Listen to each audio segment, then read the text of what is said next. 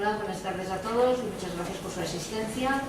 El Colegio de Geólogos se ha sumado a la iniciativa de la Comunidad de Madrid, de la Semana de la Ciencia, con un par de conferencias. Una fue la semana pasada sobre los minerales críticos y esta, que es la de hoy, de Jesús del Pozo, sobre historias del agua, el agua subterránea en la prehistoria, en la que nos va a presentar un proyecto de difusión, en colaboración con arqueólogos, que hicieron en Las Motillas, en Ciudad Real, para investigar ellos la parte de hidrogeología de cómo, qué conocimientos tenían de la agua subterránea en esa época, nuestros antepasados. Les voy a presentar a Jesús del Pozo Tejado, que es licenciado en Ciencias Geológicas y colegiado de esta institución, y que acabó la carrera en el año 2004 en la Universidad Complutense. Después empezó a trabajar en la geotecnia, en la construcción de la obra civil, y en el 2008 hizo la especialidad de hidrogeología y agua subterránea en el máster de hidrogeología subterránea de la Universidad Politécnica de Cataluña. Ejerce como hidrogeólogo desde entonces y ha desarrollado su labor en el INECO y en el ICMA, donde somos compañeros. Es autor de muchas publicaciones científicas y de investigación y ha trabajado también en proyectos de divulgación científica, como es el caso de hidroarqueología, de Las Motillas, del Bronce, de La Mancha, que hoy nos ocupa. Pues adelante, Jesús. ¿Se me oye? Muy bien, muchas gracias, Esther. Muchas gracias a todos por asistir a esta presentación. Os voy a hablar sobre un proyecto muy bonito en el que venimos trabajando en el Instituto Geológico. Lo definimos como estudio de hidroarqueología. Digamos que hemos aplicado nuestra visión hidrogeológica a una serie de yacimientos y excavaciones arqueológicas, en virtud de la cual se le ha logrado dar una nueva visión al origen y a las circunstancias de ese tipo de yacimientos, un poco complementando la visión propiamente arqueológica con otras ciencias que completan una visión más amplia. La presentación la hemos llamado Historia del agua, el agua subterránea en la prehistoria, Las Motillas. En este caso es hacer un recorrido, sabemos de la importancia del agua en toda la civilización, quizás el más desconocido en aquellas épocas de la historia donde todavía la técnica, los conocimientos no eran, o se piensa que no eran los de ya de una época más moderna.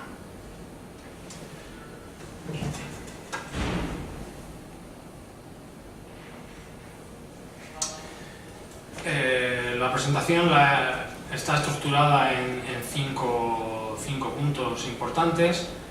Los van a ir viendo según avance la presentación, marcado en cada uno el topic sobre el que estamos hablando.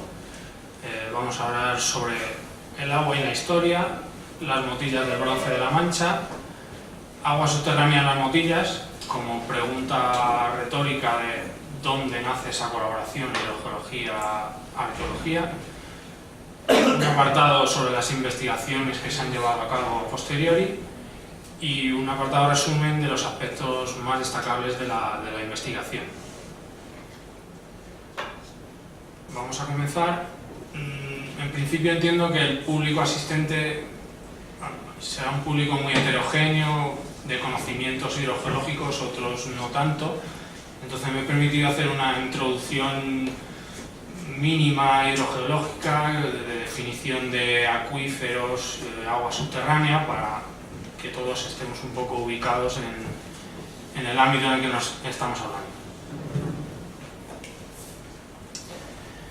Esta figura, supongo que la mayoría de ustedes la conocen, está repetida en todos los libros de texto de colegios, proyectos de investigación. Es el ciclo del agua, en el cual el agua es un ente que circula desde el mar donde está acumulado en un mayor porcentaje, se evapora por acción del sol y la temperatura, se mueve y circula por toda la superficie terrestre, precipita en las áreas, preferentemente en las áreas orográficas más elevadas, y a partir de ahí circula superficialmente como escorrentía superficial, dando lugar a los ríos, a los lagos, todo el agua visible que nosotros podemos ver en superficie, pero en una forma también importante y a veces no tan visible y por ende desconocida, de forma subterránea. Ese agua, tanto por superficie como de forma subterránea, circula de zonas de mayor pendiente a zonas más bajas y en definitiva constituye un ciclo de circulación desde su retorno hacia el mar, su vuelta a la evaporación, su vuelta a la atmósfera y su vuelta a entrar en el ciclo de superficie o bien subterráneo. Es una figura más que nada para introducirnos en el campo de las aguas subterráneas.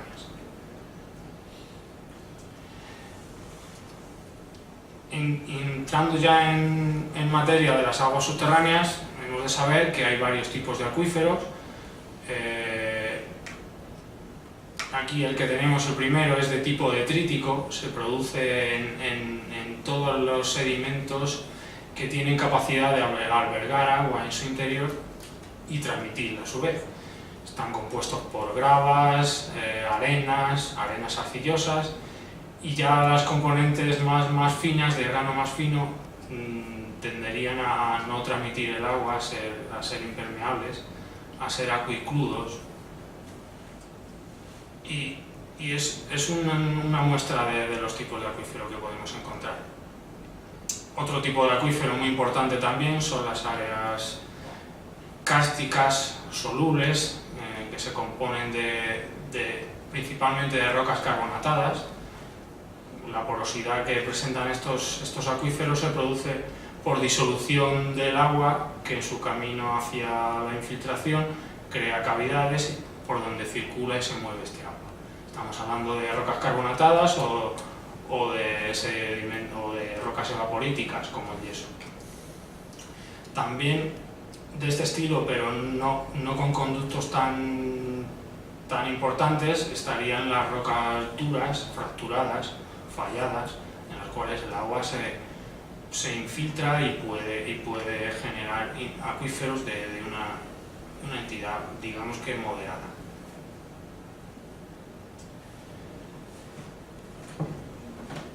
La tipología de acuíferos además incluye varias modalidades en función de la presión a la que se ve sometida el agua dentro de los poros.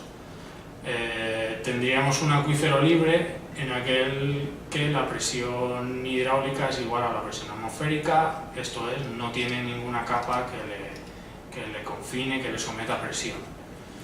Tendríamos un acuífero confinado en el caso de esas capas permeables que sí tienen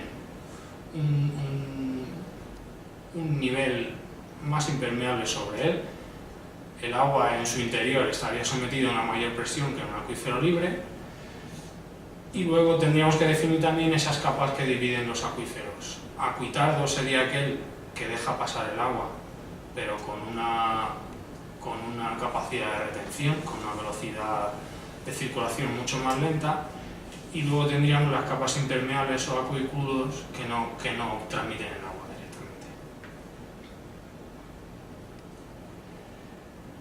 directamente.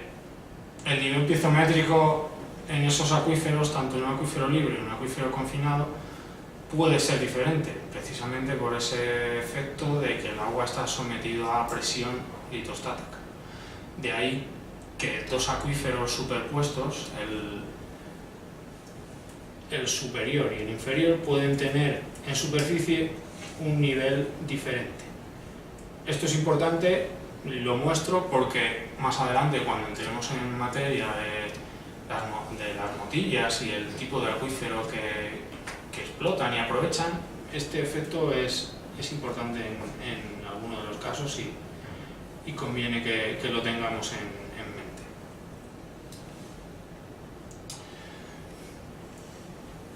Ahora quiero hacer una visión muy general de las épocas de la historia para que centremos muy bien en qué época nos estamos refiriendo. Las épocas de la historia las podemos dividir en prehistoria e historia, desde el paleolítico, la edad de piedra, neolítico, cuando ya la piedra comienza a ser tallada, posteriormente comienza la edad de los metales, una vez que se descubren metales con los cuales poder hacer herramientas, y ya en la historia pasamos a la edad antigua de romanos y griegos, edad media, edad moderna y edad contemporánea. Nosotros estamos haciendo referencia al agua, la historia del agua, los aprovechamientos del agua dentro de la edad de los metales, concretamente a la edad del bronce. La edad de los metales se compone de la edad del cobre, la edad del bronce y la edad del hierro. Nosotros estamos haciendo referencia a este periodo que tiene una duración desde 1800 años antes de Cristo a 800. Estas cifras en ocasiones son variables porque dependiendo de la latitud no fueron contemporáneos los descubrimientos de cada uno de los hitos que dividen las etapas.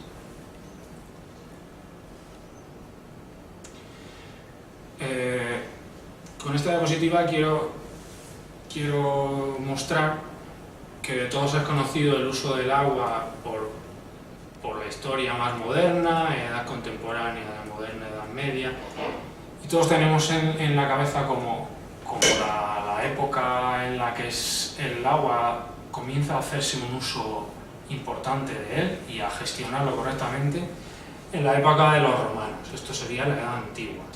Los romanos ya tenían un conocimiento de agua en todos sus sentidos, en todas sus vertientes, que impresiona a día de hoy y nos sigue asombrando. He puesto aquí un ejemplo de estructuras relacionadas con el agua de las más conocidas. No he podido dejar de poner Segovia, que es mi tierra, con el acueducto de Segovia, una obra de ingeniería para conducir desde la sierra de Guadarrama a la ciudad de Segovia, pues impresionante.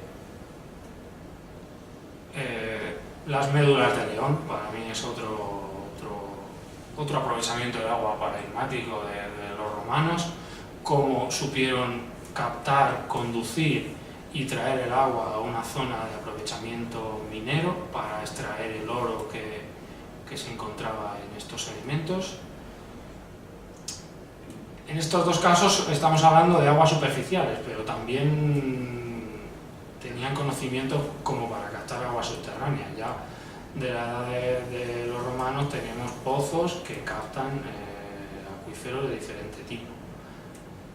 Aquí tenemos un ejemplo, este sería otro, este es en un pueblo de Segovia, es en Duratón, este es en Salamanca, y por último he puesto algo que me ha parecido muy llamativo también, en Río Tinto, pues a través de ruedas hidráulicas la explotación minera tenía una capacidad no solo de entrar y explotar los metales que allí encontraban, sino que encontraban agua, lo explotaban, lo sacaban de una manera para mí ingeniosa, a través de un sistema de ruedas hidráulicas que pasaban el agua de una dependencia a otra hasta que finalmente lo lograban extraer fuera de las galerías y poder hacer el trabajo de explotación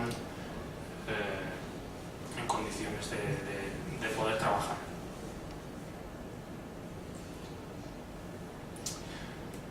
Era una breve pincelada del agua en la historia para introducirles a ustedes en materia.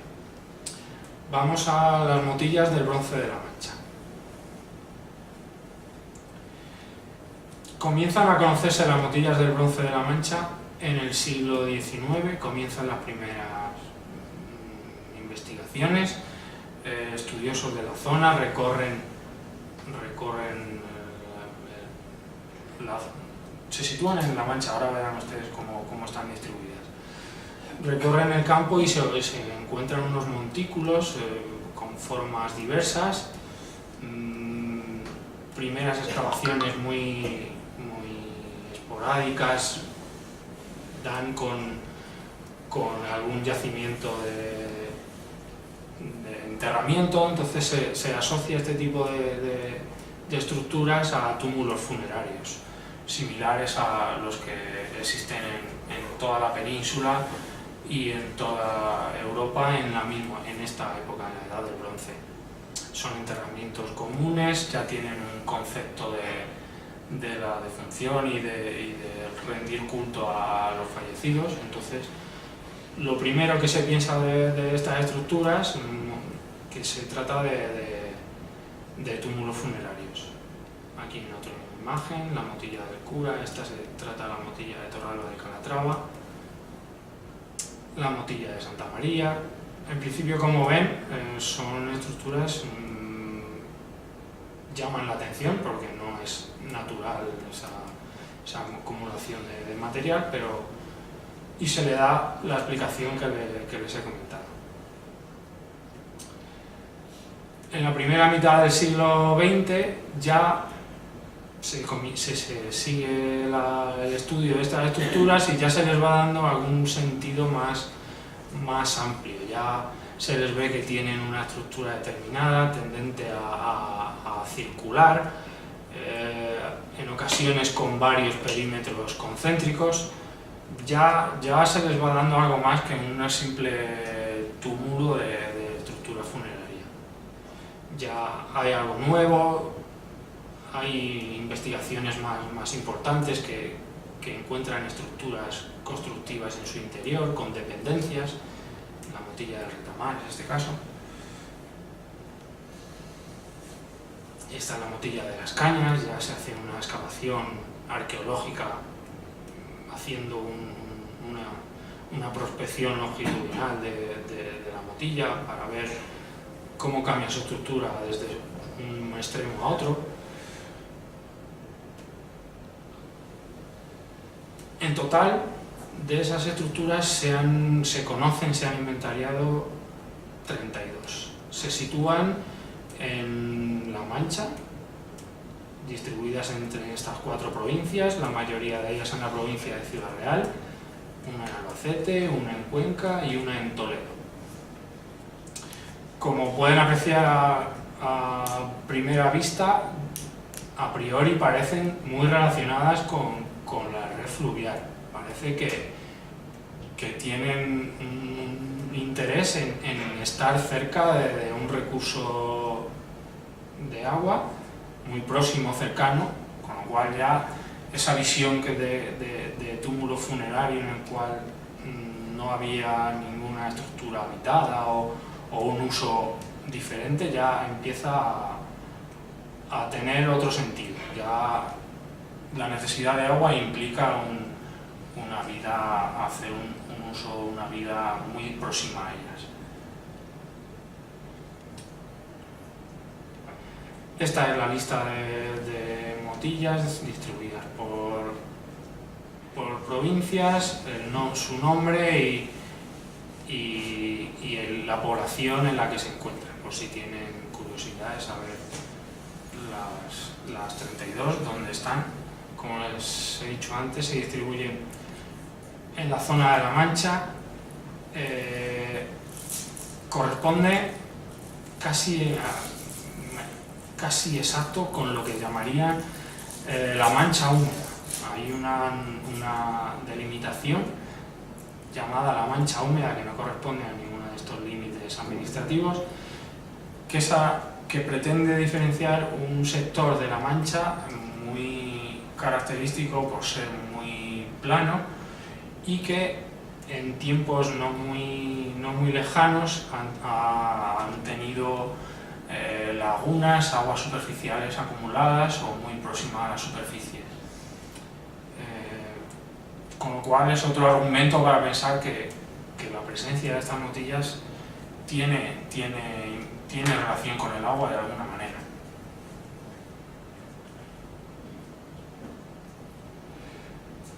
Características principales de estas motillas. El sector de la mancha en el que se ubican, como os he dicho, es la mancha húmeda, pero que su característica principal es que es muy plana. No hay relieves relevantes, no hay un salto topográfico que diferencie sectores o grupos de rocas.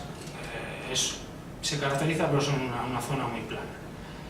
Como hemos dicho antes, se ubican preferentemente en cauces de ríos, en las llanuras de inundación de estos ríos y en algunas de esas antiguas lagunas que a día de hoy ya o no existen o están reducidas a la mínima expresión.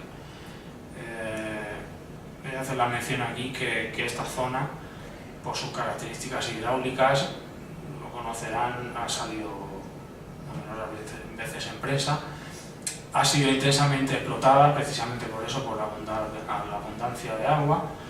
Existe gran infinidad de captaciones de agua que se han desarrollado principalmente a partir de los años 70, de ahí el consiguiente descenso del acuífero 23, lo que antes era el acuífero 23, relacionado con las tablas de Miel.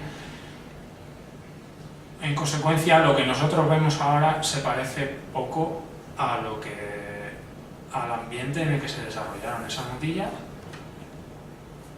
y a lo que ha sido hasta hace menos de 30 años. Los cursos fluviales son de tipo dendrítico y se favorece la formación de zonas encharcables y tablas fluviales. Otro argumento más, esos ríos inducen a crear zonas inundables. O sea, son zonas preferentes de agua o en superficie o muy próxima a ella. Como figura aquí en el último apartado, se sitúan por tanto en zonas de fácil acceso al agua.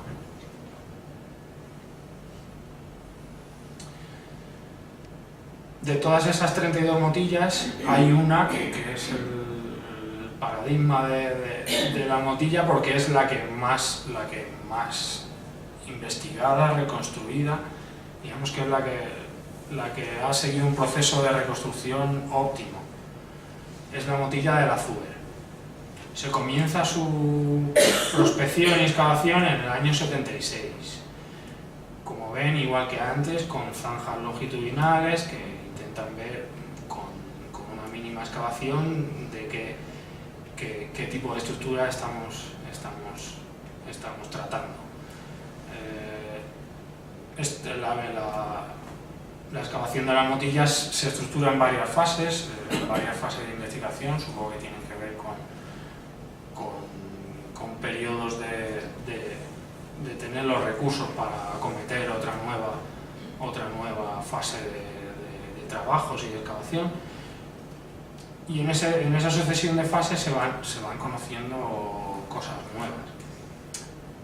En este caso ya se logra ver que hay una serie de estructuras, una serie de dependencias, un perímetro muy grueso que ya parece ser una muralla, incluso una estructura defensiva, y una zona interior que en principio había sido catalogada como un patio interior, otra de esas estructuras, dependencias que luego se les dará una interpretación, pero que en el avance de los trabajos de excavación se identifica que ese patio interior no es un patio como tal, sino que tiene una superficie, una base de terreno que no es natural, que ha sido rellenada con el paso de los años y que constituye un pozo de 18 metros de profundidad. Esto, como verán, es un tanto sorprendente porque, como hemos venido diciendo hasta ahora, estamos en una zona en la que el agua es la nota dominante en el entorno, en toda la Mancha Occidental y concretamente en la zona de la motilla del Azúer, más por las características del acuífero que hacen descargar muy próximo a él. Entonces sorprende que en una zona donde el agua está al alcance de la mano haya un pozo de 18 metros de profundidad. Estamos hablando de un pozo que a día de hoy, hecho con métodos manuales, no es fácil de mantener. Y en este caso estamos hablando de la edad del bronce, 2000 años antes de Cristo, con las herramientas que permitía tener la edad del bronce, no se conocía el hierro, todo muy precario, y en ese entorno se logra identificar que hay una estructura que desciende 18 metros de profundidad. A partir de ahí surge la pregunta, ¿qué sentido tiene esa excavación? Esta es ya la motilla en fechas muy recientes, así está. Ahora posiblemente la hayan mejorado incluso, pero todas estas son las dependencias que se han ido revelando con las excavaciones, y este era el patio interior, que con la excavación posterior ha ido revelando pues superficies que lo circundan, escaleras de descenso, para que al final, desde la cota de superficie externa a la motilla al fondo del pozo, estamos hablando de en torno a 18 metros. Pues sorprende, como digo, el hecho. Esta es una foto totalmente en vertical de ese pozo, y como ven, a día de hoy no es fácil ver un pozo de estas características, hecho de métodos manuales. A partir de ahí surge con nosotros como geólogos empezamos a interpretar, a ver qué sentido tiene, si tiene algún sentido geológico que un pozo tenga 18 metros de profundidad en un ambiente con una posibilidad de agua, digamos, fácil o accesible. Esto sería la motilla de Azué, esto sería el pozo de 18 metros, y lo que se ha hecho es comparar los distintos niveles geológicos que existen en la base de la motilla de Azué con un sondeo cercano, en el cual sí existe registro de qué materiales nos encontramos en función de su profundidad. Este pozo se sitúa muy cercano a la motilla, con lo cual lo identificado en el sondeo es perfectamente extrapolable a la base de la motilla del Azué. Y lo que tenemos es unos niveles de margas en superficie, una base arcillosa, de nuevo un nivel margoso, pero muy próximo a esos 18 metros de profundidad. Es decir, que el pozo, una vez que se excavó, no se llegó a identificar su fondo. Ya estamos hablando de una restauración o unos trabajos un poco complejos, entonces se detuvo la investigación en torno a esa profundidad. Pero lo interesante de esto es que a 2 metros más abajo de ese fondo, que no es definitivo, se encuentra el nivel de calizas pliocenas del acuífero, lo que era el acuífero 23, el acuífero regional que tiene toda esta zona de la Mancha Occidental. Parece, por tanto, muy posible pensar que ese pozo tuviera la finalidad de tocar este nivel de calizas pliocenas. ¿Con qué objetivo? Esto es un acuífero a nivel de capacitivo de los más importantes de la península. Como he dicho, ha sido intensamente explotado precisamente por eso, porque tiene una capacidad muy importante. Surge inmediatamente la pregunta, ¿qué sentido tiene ir a buscar un agua a 18 metros de profundidad cuando en superficie, teóricamente, el agua está disponible de forma muy fácil? Esta es una imagen de la motilla del Azuer en el año 2012. En los años 2009, 2010, 2011 se sucedió una serie de años hidrológicos muy intensos. El acuífero recuperó cota piezométrica con respecto a los niveles tan bajos en los que se encontraba, y encontramos con que ese pozo entró en funcionamiento, surgió agua en su interior, y a fecha muy reciente, actual, creo que es 2012 esta foto, ese pozo tuvo el agua que en su día pudo tener o pudieron buscar los habitantes de esta estructura. Parece muy razonable pensar que el objetivo de ese pozo era buscar este agua. Es ahí donde se mezclan la investigación hidrogeológica con otra serie de disciplinas para completar lo que a nivel arqueológico se ha llegado hasta un punto. ¿Por qué buscar este agua a esta profundidad y en qué circunstancias aparece, nos encontramos? Estas fotos son de la misma época, 2010-2012. Como ven, esta zona encharcada posiblemente se pareciera mucho a lo que originariamente era la mancha húmeda, antes de la sobreexplotación a la que lo hemos sometido en los últimos años tan recientes. Son fotos que tienen mucho de agua superficial, pero los niveles de agua subterránea subieron tanto que lograron mantener durante un tiempo ese nivel muy, muy alto. Esta es otra imagen. Esta es la motilla del Azuer, y como ven, no se llega a recuperar como la situación primigenia, pero sí da idea de cómo era el entorno. De ahí la pregunta retórica que les decía al principio: ¿agua subterránea en las motillas? ¿Por qué? ¿Con qué sentido captar agua subterránea?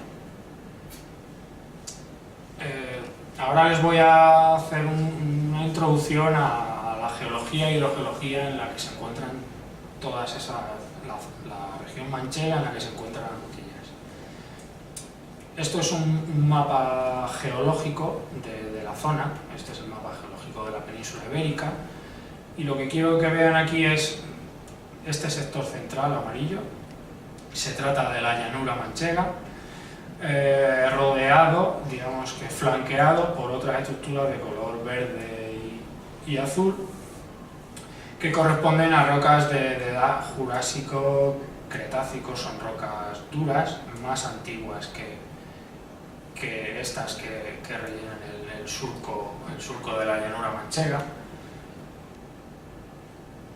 Y este es un esquema de la estructura geológica que se está dando aquí. En un momento dado, este sector este-oeste sufre un hundimiento en un proceso de fallas distensivas, y se hunde escalonado. Digamos que este bloque central correspondería a este sector longitudinal. Tenemos un sector hundido y dos bloques más elevados al norte y al sur. Sería el dominio de Sierra de Altamira y aquí el dominio del campo de Montiel. Este sería el esquema, para aquellos que no estén muy introducidos en la terminología geológica, de lo que está ocurriendo a nivel geológico en este sector. Este sector, recordemos, es el sector en el que se ubican las motillas. Durante la edad miocena y pliocena, la erosión del agua lo que hace es arrastrar sedimento desde las zonas más altas periféricas al surco interior, con la situación final de que ese surco se llega a colmatar, se llega a rellenar de sedimentos de edad plioceno, concretamente. Son esas calizas, esas margas, esas arcillas que vimos en el corte anterior de la motilla del Azure. Con ese tipo de sedimentos se rellenaría este vacío que se ha producido. A nivel hidrogeológico, las motillas se encuentran, esto es la cuenca del Guadiana, ¿vale? La península ibérica, igual podría haber puesto aquí un mapita de la península. Esto es la cuenca del Guadiana, que se estructura en varios sectores. Dentro de la cuenca del Guadiana tenemos la cuenca alta del Guadiana. El Guadiana seguiría este recorrido en su salida hacia Huelva, hacia el mar. La cuenca alta es el sector más elevado dentro de todo el Guadiana. Esta es la cuenca del Guadiana. Se encuentra estructurada en varias masas de agua. Todo esto son diferentes acuíferos que integran ahora mismo lo que es la cuenca alta del Guadiana. Y estos son dos cortes geológicos de cómo se encuentra la estructura sedimentaria en la base de ese sector central.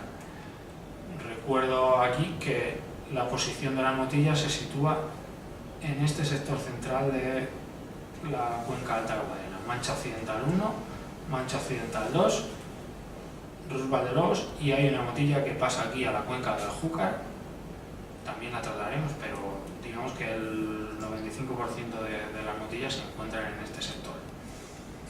Lo que tenemos aquí es esa serie de sedimentos que colmatan el hueco, los sedimentos miocenos, pliocenos, en una base de carbonatos, calizas jurásicas, cretácicas, ¿vale? Por debajo tenemos la serie triásica y por debajo el basamento o la roca impermeable que alberga toda esta secuencia de sedimentos.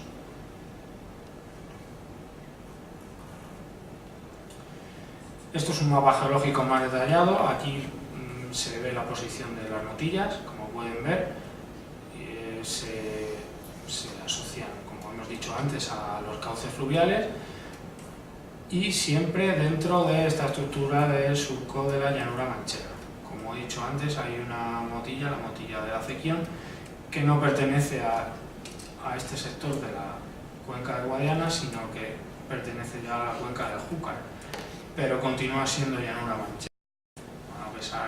A pesar de tener aquí una divisoria de aguas, sería la llanura manchega más oriental, digamos.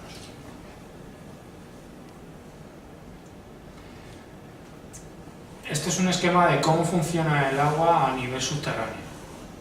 Vuelvo a mostrar aquí la llanura manchega con la posición de las motillas.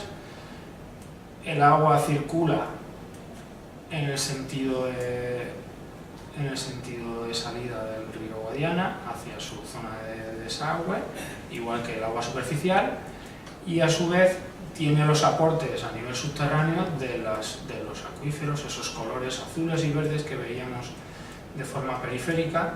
A nivel subterráneo también aportan agua. ¿Qué efecto tiene esto?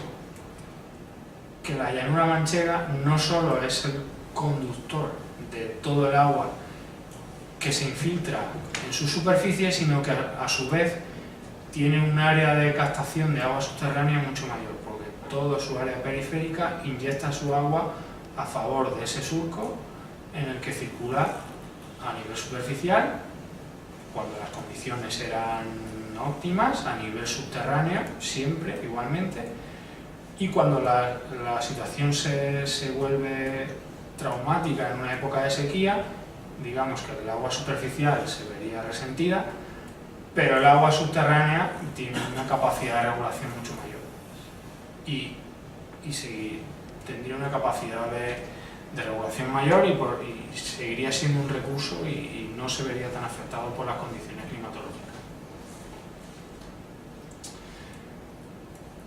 Planteada esta hipótesis, se realizan una serie de investigaciones. Primero, a nivel climático, están basados en los trabajos de López Sáez. López Sáez lo que hizo fue un estudio de los sedimentos que se encontraban en la motilla del Azué, y identificó las especies las especies de vegetales que dejaban restos de polen en esos sedimentos. Lo distribuyó a lo largo de toda la época en la que se extiende la edad del bronce y las motillas, a su vez. Y como pueden ver, hay restos de polen de bosques, de encinar, de cereales, de guisante, de herbáceas, de una serie de especies que, puestas todas en paralelo, lo que pueden llegar a identificar es que hay una época en la cual se reducen las especies arbóreas y se incrementan las especies herbáceas y arbustivas. Estamos hablando de una época, traducido a climatología, de una época muy cálida. Y en una época, no estamos hablando de un año de sequía, estamos hablando desde 2200 a.C. al 1800, 400 años de tendencia seca. Y finalmente, un último periodo en el que los pólenes cambian. Se incrementan los de bosque y encinar y los de árboles, y se reducen los de herbáceas, los hongos aumentan. Esto equivaldría a una época húmeda. En nuestro contexto de las motillas, ¿qué podemos inferir de aquí? Posiblemente las motillas, esta es la época en la que se desarrollan las motillas, coincidieron con este periodo cálido. Al coincidir con el periodo cálido, el agua superficial, ese que era tan abundante, ese ¿qué necesidad tengo de excavar un pozo si tengo agua muy próximo, muy fácil de conseguir? 400 años de ese periodo seco puede que hicieran resentir ese agua a nivel superficial. Puede que no fuera tan fácil conseguir agua. Puede que ahora tenga sentido esa estructura defensiva en la cual alberga un pozo en su interior, el cual tiene 18 metros de profundidad, que exige un esfuerzo muy grande de perforación para obtener un recurso que debo defender. Se empieza a ver una nueva posibilidad, una nueva interpretación. Esto es en una motilla exclusivamente. El trabajo que ha seguido a esto es investigar si en otras motillas se ha seguido este mismo patrón, si tienen la posibilidad de albergar un pozo en su interior y si tienen la posibilidad de captar agua a una profundidad viable. En principio, 18 metros cuesta pensar que fuera viable, pero hemos pensado que en 18 metros podría estar el límite. Si tenemos un nivel acuífero a una profundidad inferior a 18 metros, igual que se ha hecho en la motilla del Azué, pensamos que puede ser viable en otras motillas. De ahí que ahora el paso siguiente es investigar si en otras motillas tenemos en su base niveles capaces de contener agua que suplan ese déficit de agua en superficie. Los trabajos han consistido en, por un lado, en sondeos mecánicos. Si conocen cómo trabaja una máquina de sondeo, si no, les explico por encima.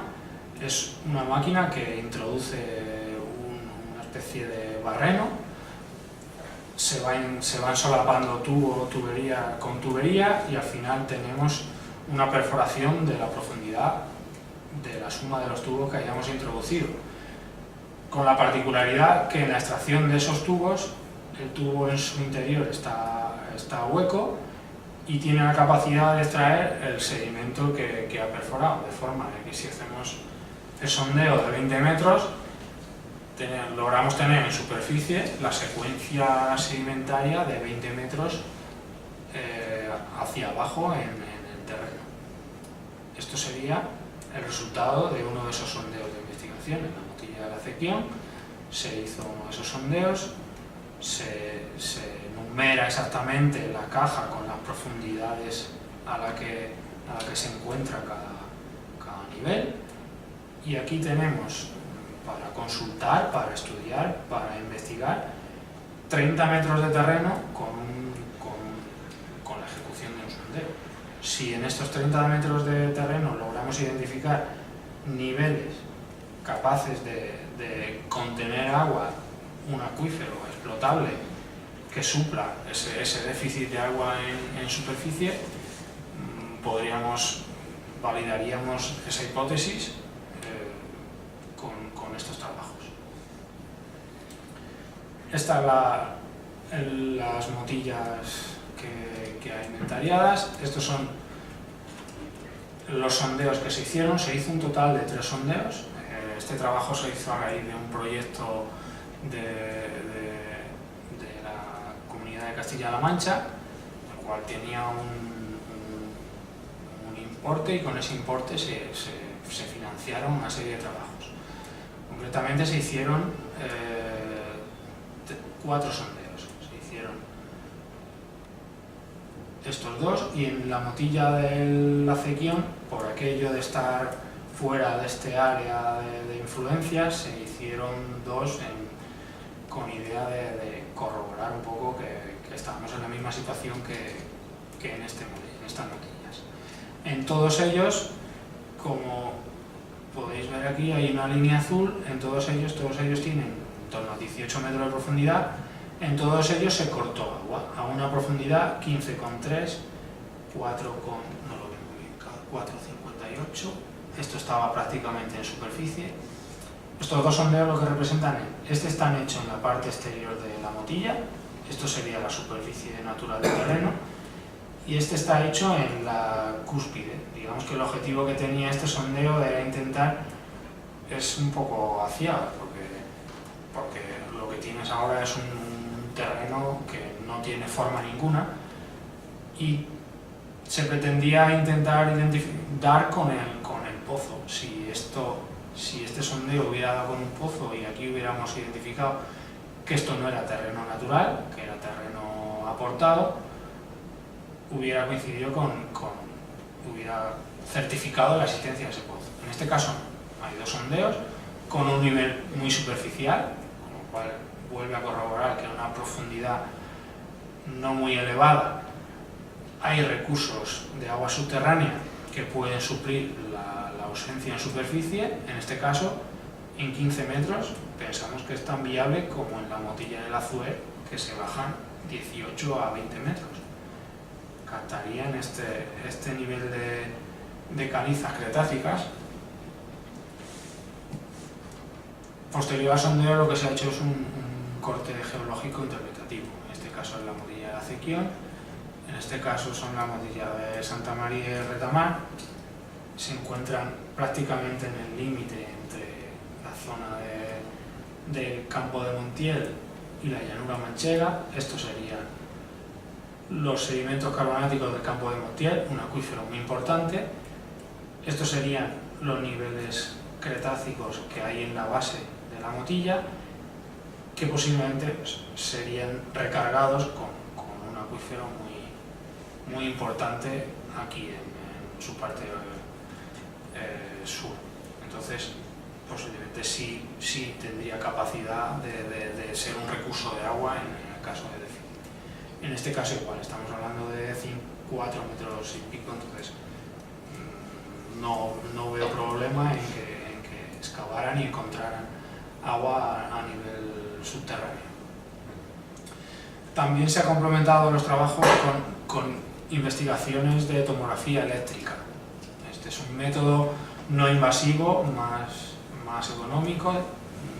Se trata de poner una serie de sensores eléctricos en superficie, a los cuales se emite una serie de corrientes y se recibe unas señales que, con la transformación correspondiente, se traducen en colores que indican la resistividad del terreno. En todos los casos, en las 4 motillas en las que se hicieron trabajos, hay una estructura de menor resistividad, que podría equivaler a un pozo de captación de agua subterránea.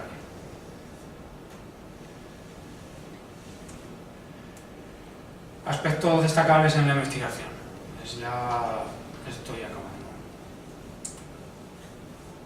Las motillas situadas en la llanura manchega, a priori, se sitúan en zonas con una facilidad de acceso a las superficiales.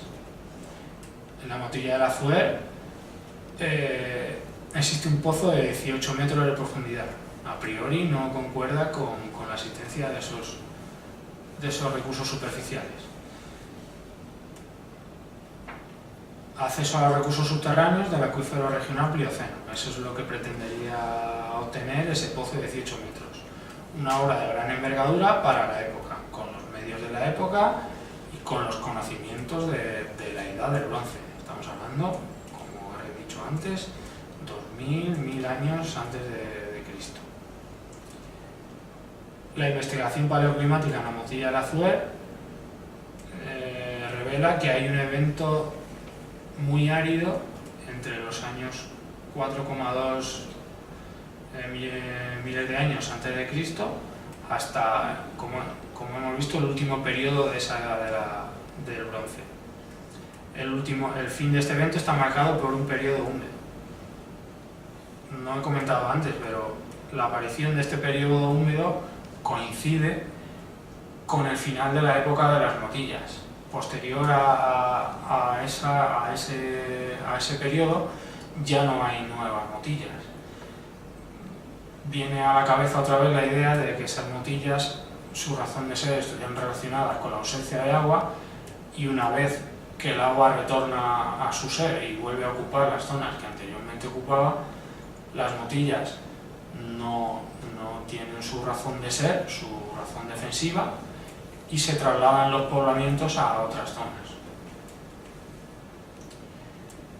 Los trabajos de investigación hidrogeológica han revelado que hay agua subterránea a profundidad aprovechable en todas ellas, en todas las investigadas. Repito, no se han investigado todas, solo se han hecho trabajos en aquellas en los que hubo un proyecto que amparó los trabajos de prospección. Con respecto a la edad en la que se dataría ese pozo de la motilla del Azuer y las restantes motillas, estaríamos hablando de las primeras captaciones de agua subterránea a nivel peninsular y posiblemente europeo conocidas. No hay captaciones de agua subterránea anteriores a esta que conozcamos a nivel peninsular. Y a nivel europeo hay algún caso que está en estudio, pero sería prácticamente coetáneo. Y se abandonan las motillas coincidiendo con el periodo húmedo. Como he dicho antes, vuelve a aparecer la idea, la hipótesis de que la posición de las motillas, una vez que el agua recupera su espacio superficial, ya no tienen razón de ser. He sacado una serie de conclusiones más generales, incluso. El razonamiento crítico que permita replantearse hipótesis aceptadas. Lo que hemos comentado anteriormente, de que inicialmente eran túmulos funerarios, pero constantemente hay que revisar los datos y nuevas aportaciones que te permitan de nuevo establecer una nueva hipótesis, que hasta donde se ha llegado los casos estudiados la han validado. Con lo cual ese razonamiento crítico siempre debe estar presente a la hora de abordar un trabajo cualquiera que sea. Ha sido muy importante el estudio multidisciplinar del problema. Se abre el abanico de soluciones, en este caso a la arqueología, el apoyo de la hidrogeología y la geología, la geofísica con esos trabajos de prospección, la arqueoclimatología, ese saber de cómo fue el clima en épocas pasadas, han permitido, digamos, mejorar el conocimiento que se tiene de la cultura de las motillas. Se han planteado nuevas hipótesis que requieren una necesidad de validación, y los trabajos que se han hecho hasta el momento por ahora han validado esa hipótesis.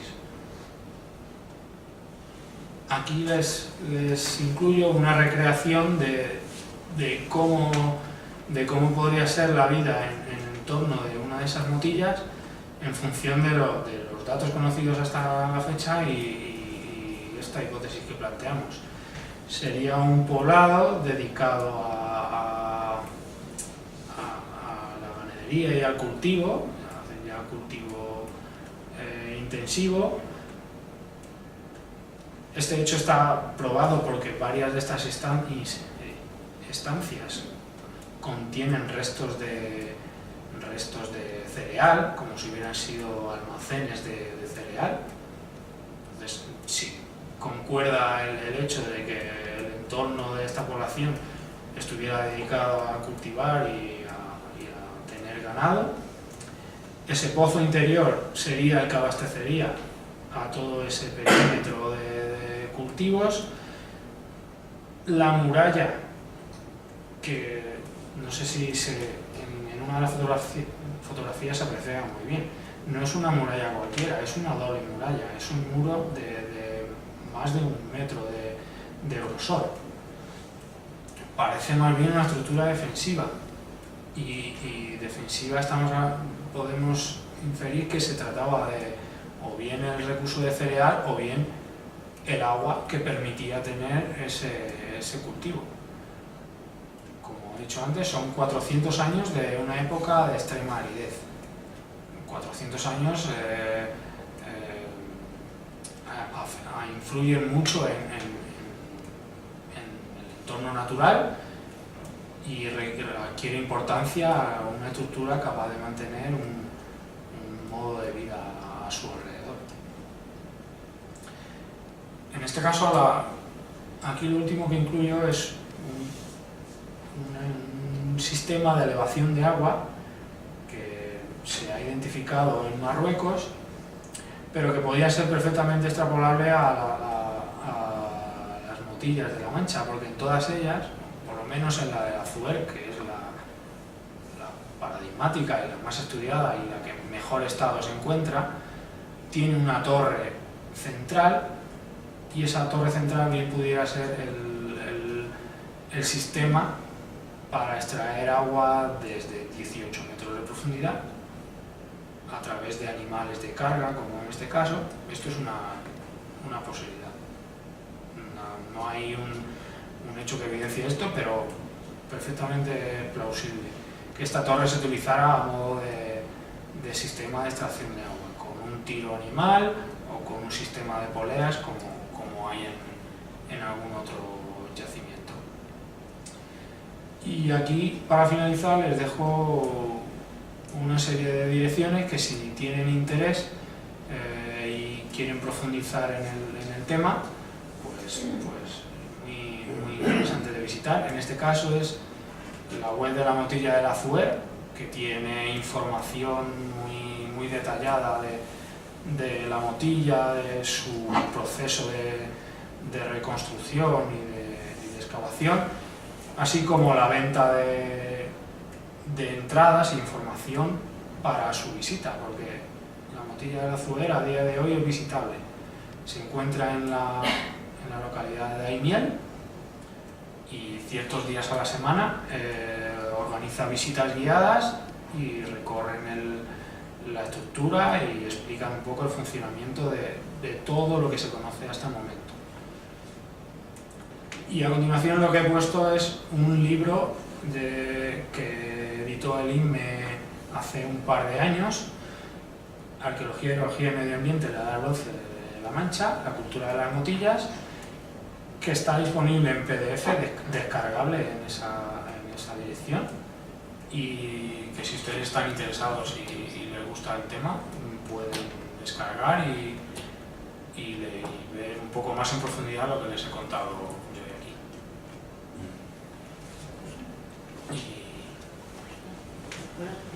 Muchas gracias.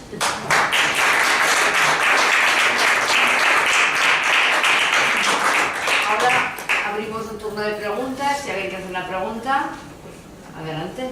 Sí, en primer lugar, vemos que una montilla es un montículo ¿con qué finalidad lo han construido? ¿Como defensa, como castillo o como para salvar la población de inundaciones? Segundo, ¿Sí? que el agua que se podría obtener de ese pozo debería de tener un lugar de almacenamiento. Y tercero, ¿Sí? ¿qué diámetro tenía ese pozo y cómo se construyó? A ver, voy de la última hacia atrás. El cómo se construyó no está muy claro. Digamos que lo que hay son los restos de cómo ha quedado. ¿Qué diámetro tiene? Tiene en superficie tiene más 2-3 metros y hacia el interior se va reduciendo. Las paredes hasta cierto punto contienen una escalera de descenso, que supongo que es la que utilizaban para sacar los restos de excavación, para limpiar incluso el pozo, que en ocasiones se colmata y tienen que volver a sacar sedimento de él. El diámetro es importante. El diámetro es importante para una obra de esas dimensiones, 18 metros, en la época en la que estamos hablando. A mí no deja de sorprenderme los conocimientos y los medios que había en esa época para hacer un pozo de esas dimensiones. Ya, en la parte de abajo cabía la posibilidad de que entrara el cuerpo. Sí. Y además de las preguntas que quedan sin contestar, estos pozos no estaban comunicados entre sí de alguna manera como los viajes de agua, porque la utilización era simplemente local. Sí, a ver, la no distancia... era para transportar el agua a algún otro sitio. Hay restos, esto responde a su primera pregunta, en el exterior de la motilla hay restos de canalizaciones. Digamos que la idea que se tiene es que de ese pozo el agua que se extraía se ponía en esa canalización y a través de esa canalización se redistribuía a través de todo el área cultivable, como se hace a día de hoy en Andalucía y en muchos sitios. El recurso de agua se tiene en un punto, se canaliza, se lleva a tu zona regable. En este caso son zonas extremadamente fértiles porque, como hemos visto, han estado bajo el agua durante muchos años, más que nada en su condición casi natural. Únicamente estaría en estado seco en condiciones de extrema sequía, como ese periodo posible, que es de 400 años, o en condiciones de sobreexplotación que encontramos a día de hoy. A día de hoy, el agua de la superficie de la Mancha se ha reducido a su mínima expresión. Esos 4 años de lluvia encadenados generaron una importante recuperación en el acuífero y se empezaron a ver surgencias. De hecho, se llenó ese pozo que en su día sería un pozo de captación. Se han recuperado zonas que hacía 30 años que no tenían agua. Y me falta contestarle la segunda de las preguntas, que era acerca de la naturaleza de las motillas. Lo que planteamos aquí es una hipótesis. Lo que se puede ver con respecto a su estructura constructiva es que sí tiene una serie de dependencias, unas habitables. El hecho de que en su inicio fueran consideradas túmulos funerarios responde a que en ciertas dependencias hay enterramientos. Pero ahora se ha ampliado la visión a que ya no corresponde solamente a enterramientos, sino que hay una vida efectiva en su interior. Hay almacenes de cereal, como le digo, hay dependencias que podrían ser habitables, y a todo ello le rodea un doble muro. Voy a ver si recupero la imagen, a ver si lo podemos ver más detallado, que lo que parece ser es una estructura defensiva a nivel de castillos y estructuras defensivas que conocemos hoy en día. ¿Qué población podría albergar? No les sabría decir. Por mi parte, lo que yo he tratado en este trabajo ha sido la parte hidrogeológica. El tema de arqueólogos y demás, hay una serie de teorías, todo está analizado, estudiado, pero no les sabría decir, hay distintas posibilidades. Esta es la imagen, la voy a ampliar.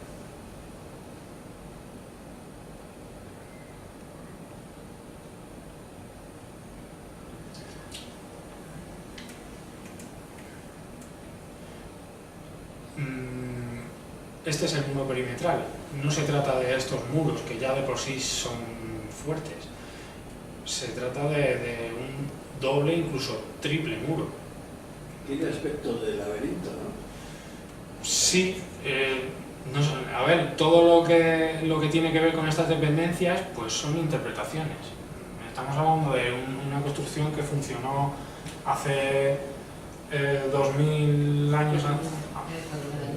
Hace 4000 años y a día de hoy se ha desenterrado, aparece en el estado en el que aparece, se ha reconstruido en la medida que se considera se debía reconstruir, hay partes reconstruidas. O sea, todo esto es una interpretación y sobre ello cabe hacer la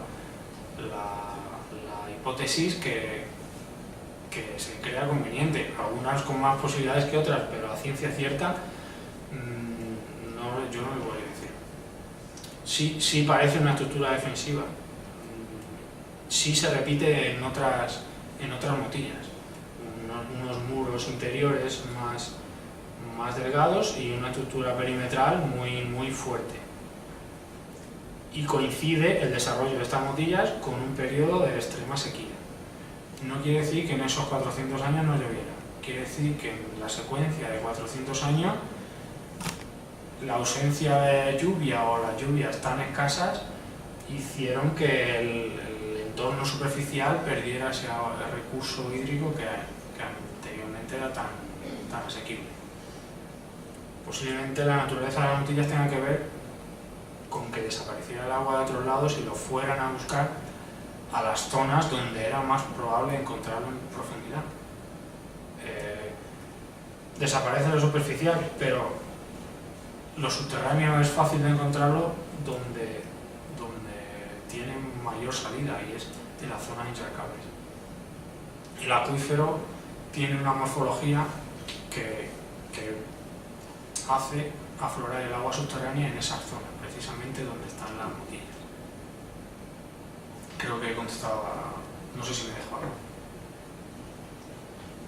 ¿Alguna otra pregunta, Carlos? Bueno, gracias por tu presentación. Visto que parece que la hipótesis más probable es que las motillas sean pozos, aunque no está muy seguro. De momento hay una segura, sí, y el resto... ¿No sería sorprendente tantas motillas en un área relativamente tan pequeña? Porque una motilla se podría considerar también un poblado. Sí, en principio sí. De hecho, las estructuras pueden ser habitables. Puede ser que alguna de esas motillas no tenga el pozo en su interior y que sea exclusivamente un poblado. Pero si la motilla tiene la razón de ser de una población albergada en su interior, en un periodo en el que el recurso necesario para vivir, que es el agua, no está cercano, es razonable pensar que en su interior la razón de existir ese poblado en ese punto es porque tiene la capacidad de tener el recurso de agua. ¿No es sorprendente tanta motilla en...? Sí, de hecho hay algunas que están extremadamente cerca. La distribución no es homogénea, no se puede pensar en una repartición de territorio para los habitantes de este territorio. Vamos a hacer la motilla de una motilla, para otros otra. Hay motillas que se encuentran muy próximas, algunas se ven desde la una a la otra, así como hay otras que distan 300 kilómetros. La motilla que hay en la cuenca del Segura está a... Y son estructuras que solamente en la península ibérica solamente hay en este área. Identificadas, sí. Perdona, ¿no podría ¿No podía ser que no fueran exactamente simultáneas? Si eran pozos, podía ser que no funcionara uno y funcionara otro. Aunque en 400 años es... Sí, es posible. Lo que se ha hecho, hasta el punto en el que se ha llegado ahora es a las motillas investigadas saber si No simultáneas, contemporáneas. Si tienen la posibilidad de albergar un pozo en su interior. Hasta ahora las investigadas dicen que sí. No quiere decir que se encuentre porque no se ha identificado. De hecho, parte de los objetivos de hacer los sondeos en la superficie de las motillas se buscaba la depresión, 4.000 años posterior a toda esa civilización, un terreno poco identificable, buscar una depresión que pudiera ser originada por ese pozo. Se hizo sondeo ahí, pero hasta el momento no se ha identificado. Existe la posibilidad, pero no se conoce. Sí, no.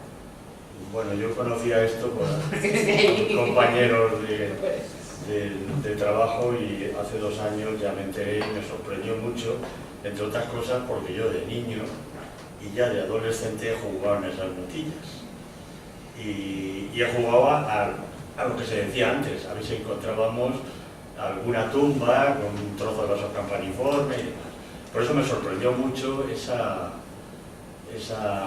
hipótesis.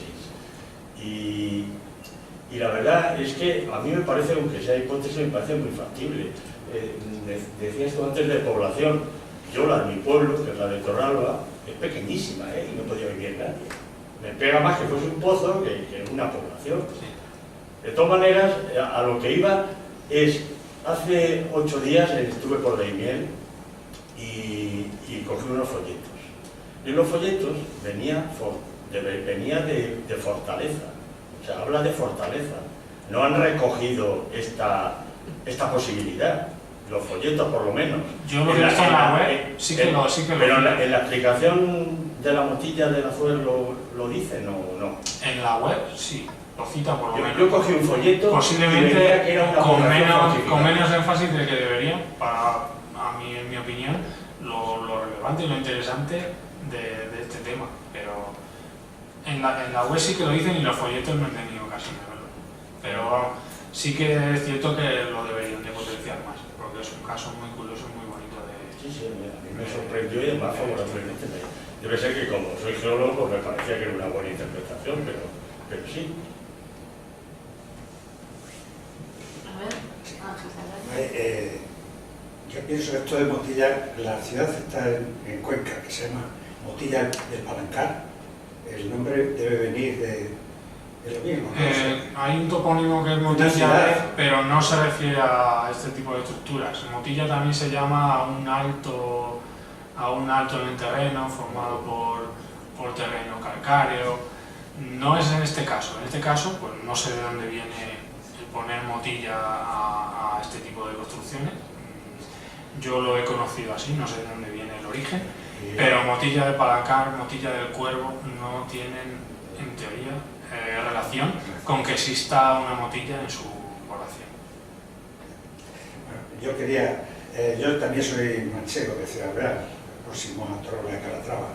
Entonces quería agradecerte porque realmente, siendo geólogo, allí he visitado muchas veces Daimiel, las tablas, pero la visión esta que ha dado de todo el conjunto me ha encantado, además relacionado con la arqueología, o sea que en cuanto aparezca por Ciudad Real, lo primero que hago es visitar. Pues en la web que he puesto está todo el proceso de los días visitables, porque no son todos los días. Hasta hace no mucho no era tan fácil, y ahora, por lo que he visto recientemente preparando esta presentación, ya sí que hay una pauta de visita más regular. Creo que son todos los sábados, salvo días festivos y más que hacen aún extra. Y la forma de... Bueno, está todo descrito en la web. Oye, ya con esto cierro. Me ha recordado los tiempos estos cuando el acuífero de la Mancha, cuando estaba a flor de tierra. Yo recuerdo de pequeño, 3 o 4 metros, los burros dando vueltas, las mulas con la noria no tenía más de 2 o 3 metros. Y tú te asomabas al pozo y siempre lo veías allí como a 1 metro. Sí, el caso es de Torralba de Calatrava, el pueblo de Ángel, es que puede haber cientos, y en algunos se conserva la noria y está el pozo en perfectas condiciones. Lo hemos visto seco y lo hemos visto inundado a raíz del estudio que hicimos allí en el cementerio. Pero esto es la tristeza que te proporciona, porque de haber visto eso así, después que lo han secado con regar tanto maíz y con tantas historias, que hayan secado ese acuífero. Bueno, secado no, pero disminuir lo deja muy profundo, ¿no? Está muy afectado, la recuperación es difícil. Y además ahora que estamos con la idea del agua, de la racionalización del uso del agua, tal, claro, ahí se hizo una barbaridad tremenda, ¿no? Bueno, son buenas noticias que en 2010-2012 hayamos visto el agua en los niveles que 30 años no se habían visto. Yo antes de suceder esa época húmeda, conocía un poco el problema y era, a nivel geológico, hidrogeológico, de hidrogeólogo, era difícil pensar que ese acuífero se pudiera recuperar. Y que se haya recuperado de la manera que lo hizo y manteniéndose en el tiempo los años que ha estado, no es mala noticia. Lo que pasa es que si sucede otra vez una secuencia de años secos como en la que estamos y se sigue explotando porque la gente tiene su explotación ahí y su vida, pues el nivel baja. La forma es gestionar eso para que no descienda a niveles difícilmente recuperables. Es encontrar ese equilibrio de explotación-recuperación. Una pregunta. Ahora que tienes ahí puesto la columna, el nivel este que hay entre medias, que son margas o algo así. ¿Este? Ese es un nivel impermeable, supongo. Sí. Entonces la calidad de abajo es un... Este es el acuífero regional, sí. Este es el acuífero. A mí me parece, entonces estáis contando con que a la hora de realizar ese pozo, para realizar ese pozo de manera manual, pico y pala o lo que sea, o como fuera, el acuífero detrítico ese de arriba tendría que estar a cero, ¿no? Sí, evidentemente. De ahí la estructura de piedra que lo envuelve. Entiendo que pasa en el aluvial haciéndole un buen sostenimiento, y luego estos niveles de arcillas y margas son bastante competentes. De hecho, se conservan todavía los pozos que han estado 30 años sin agua, y el pozo está perfectamente excavado hasta su profundidad, la mayoría de ellos. El acuífero que dices, la zona inundada es la de arriba, claro. El gris. Este es el material aluvial asociado al río Azul. Vale, lo otro es una arcilla. Sí, este es un nivel arcilloso. Este es un nivel margoso que aunque duro es competente y es excavable con los medios de la época. No tenían ni forma de hacer uso medio, ni no conocían el hierro. Entonces tiene que ser algo que sea con sus herramientas de la época excavable. Sí, yo quería preguntar, reflexionarse un poco. ¿Cuál podría ser el proceso mental o el razonamiento mental que llevaría a estos pobladores a excavar un pozo de 18 metros? Porque ya sabemos que vive el acuífero a 18 metros por debajo que tiene agua, pero en aquel momento no sabían nada. Ellos tenían un acuífero arriba y luego unas capas impermeables. Sí. Quizás en otras zonas este acuífero regional estaba más o menos, pero no sé si habéis pensado en reflexionar sobre esto. Yo me hago esa pregunta. Una de las posibilidades que encuentro es que este acuífero inferior, pues esas capas arcillosas y margosas que tiene encima, tuviera un ligero confinamiento, de forma de que a pesar de que el nivel esté aquí, su nivel estuviera más alto, ¿vale? Entonces, como que la profundización del pozo ha ido buscando el agua que se les iba poco a poco. No hayan partido el seco absoluto y bajar a excavar a ver si encontramos, a tirarnos al monte. Yo entiendo que ese nivel estaba más alto de lo que es el techo de su formación, tenían agua, lo perdían, si esa secuencia de años hacía lo suficiente para bajar el nivel a esas cotas, y a la vez que lo perdían iban excavando. Eso es una idea que me hago yo, porque también me cuesta pensar que de encontrar, estamos hablando de 12 metros de arcilla, seguir excavando a ver qué pasa. No sé, eso es idea mía, no sé. Y yo lo que quería preguntar, pero es que igual esto no lo sabes tú, no sé. Has dicho como que tenían poleas y tornos, en estas civilizaciones se conocía la polea, ¿se sabía ya? En principio sí, hay varias... No lo sé, no sé cuáles ya se conocen en esa época. Sí, hay otra ilustración que no he incluido, que se me ha quedado fuera y que incluye otro tipo de polea que se empleaba en otra zona, no aquí. Pero en esa época la tecnología tenían la... Sí, que estaba en otra zona y que perfectamente podía estar usada aquí o no. Lo que sí es esa torre central elevada que tendría un sentido. Parece razonable que fuera para elevar el agua. ¿Se mantiene un registro así de mediciones de nivel fluvial en esa zona? Sí. Y ahora últimamente baja. Ahora últimamente ha bajado, claro. El problema es que está muy intensamente explotado. Lo que se pretende ahora, la regulación hídrica pretende equilibrar las entradas a las salidas. Pero es tan difícil calcular los recursos en cuanto a volumen como para decir esto es lo que entra, esto es lo que se puede sacar. Es una zona tan amplia y de tan difícil cuantificación que lo que hay ahora es una especie de venga pues hasta aquí, y no se sabe a ciencia cierta si es más de lo que entra. De hecho, en cuanto deja de llover, los niveles bajan mucho más deprisa de lo que sube. Suena a que se saca más de lo que debería, pero no es difícil de contabilizar, por lo menos a día de hoy. No, yo solamente quería decir una cosa para volver a recalcar lo que me gusta de la teoría, porque parece ser que cada vez que se estudia desde el punto de vista arqueológico un yacimiento de este tipo, o es funerario o es militar. Aquí tenemos una obra civil.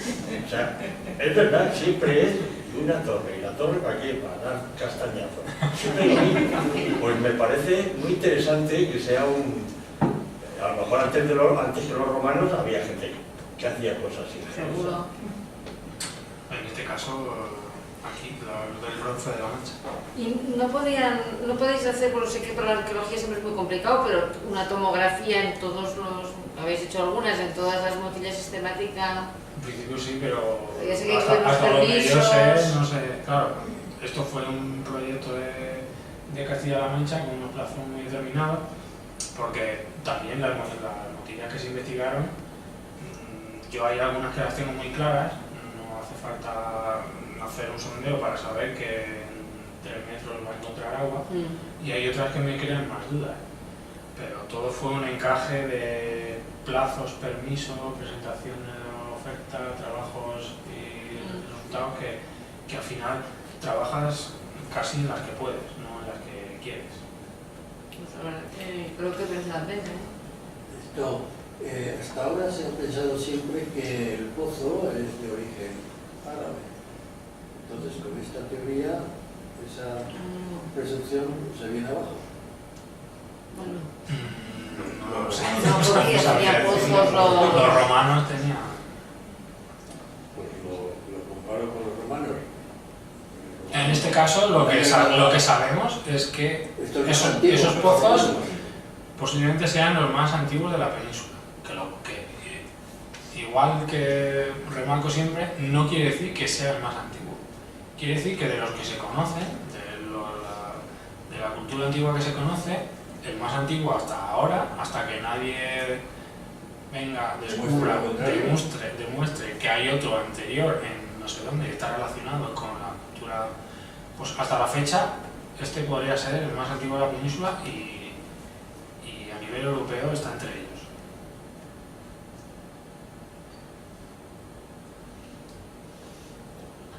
¿Hay previsión de continuar excavando alguna de las otras motillas? para ver qué hasta donde yo sé, a nivel de abajo de donde yo estoy, no lo sé. No. Supongo que va en función de proyectos que hagan, que la Comunidad de Castilla-La Mancha tenga fondos, que destine fondos a estos temas y no a otros, porque esto es un ejemplo muy bonito, pero es una pequeña muestra de toda la arqueología que interesa y que es relevante. Destinar unos fondos a otros, no lo sé. Bueno, también tengo que decir que, al decir yo los musulmanes no en España, sino en el mundo eran Sí, anteriores hay a los romanos. ejemplos de pozos en O sea, Siria. que hay pozos musulmanes anteriores a los romanos, A ver, me pierdo. en Irán. Pero eso no son musulmanes, eran... Bueno, Actualmente son musulmanes, pero sí, en Irán siempre... la cultura que sea. Pero digamos que los que se atribuyen a los musulmanes, que proceden de Irán, de aquella zona, son más antiguos que los romanos. Sí, pero es en otra... Los romanos es digamos, que la época de Cristo. Y yo estoy hablando de pozos anteriores a Cristo. Sí, pero eran otras civilizaciones, ¿no? La civilización, la que sea. Yo creo que en la zona de Oriente Medio Sí. hay canales Sí. muy antiguos, civilizaciones muy anteriores a la zona. Sí, pero eso estaba conectado. En teoría, bueno, lo que pretende ser no es el que más, sino es de lo que se conoce, es el más antiguo hasta la fecha, aquí, en nuestro entorno. Y con respecto a otras civilizaciones, pues hay también muy antiguas. Es difícil de comparar porque los avances de la técnica no han ido en paralelo. O sea, no nos encontramos en la edad del bronce a la vez en Europa que en Oriente Medio. Entonces, comparar que ya tenían el pozo ellos y otros no, cuando ellos ya tenían unas técnicas que en el otro lado no se conocían, es un poco difícil de comparar. Y creo que en ese momento los hititas ya conocían el hierro. Y aquí Sí. quedaba todavía de bronce. Y aquí no acabamos de pasar el cobre. Pues, Vamos, sí. ¿Tienen más? ¿Ya están? ¿Más preguntas? Pues nada, muchas gracias a todos por su asistencia y colaborar preguntando, que siempre gracias por enriquece el por debate. asistir y preguntar. Y muchas gracias a ti, Jesús. Soy muy interesante, la verdad.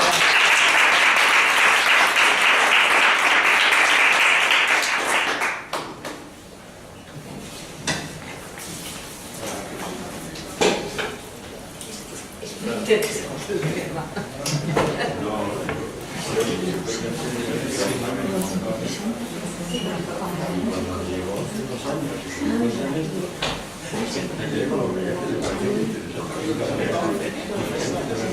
Correcto.